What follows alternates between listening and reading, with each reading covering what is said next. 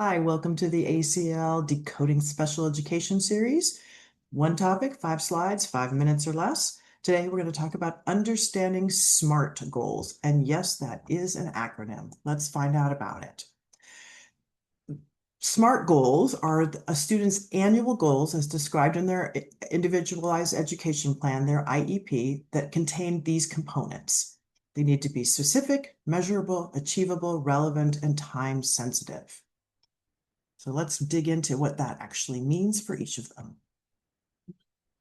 Specific means focusing on a specific skill or behavior, and that the present levels of where a student is working is gained. We gain that knowledge through those assessments and looking at both formal assessments and classroom assessments and bodies of work, what their work looks like, in order to help direct what kind of specialized instructions do they need. So a student that is performing well below grade level in literacy, that then we want to make a very specific goal of what component of literacy is necessary for that child to gain that skill in order to begin to catch up to their peers.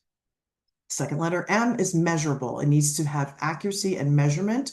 So we need to see that the student can perform that in more than one time. One time is not enough. It needs to be a measurable amount of time across a data collection sample to demonstrate the consistency that a student has actually acquired and can manage to continue that skill. Achievable. We want to make sure it's realistic, but not too low of an expectation. It's not one more letter learned. It's 20 more letters learned or something like that. So we want to be really careful that achievable is not going to frustrate a student or not be achievable for years, but we don't want to also dumb down the curriculum so that they can just achieve everything. Relevant goes back to those present levels of performance. Do they align with the students' defined needs and educational objectives?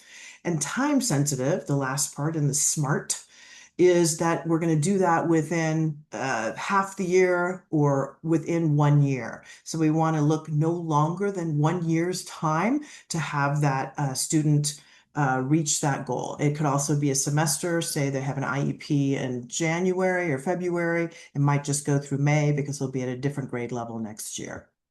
So let me give you one example before we're done with this. After reading a passage independently on X student's instructional level and given to multiple choice W questions, they will increase their accuracy in answering W questions, which are who, what, where, when. From 10%, that's that baseline measurement, so 1 out of 10 tries, up to 80%. We want to see 8 out of 10 across at least 3 consecutive opportunities with, as I said, teacher-created work samples and sometimes assessments. So there you go. Hopefully you have a little bit more information about a SMART goal.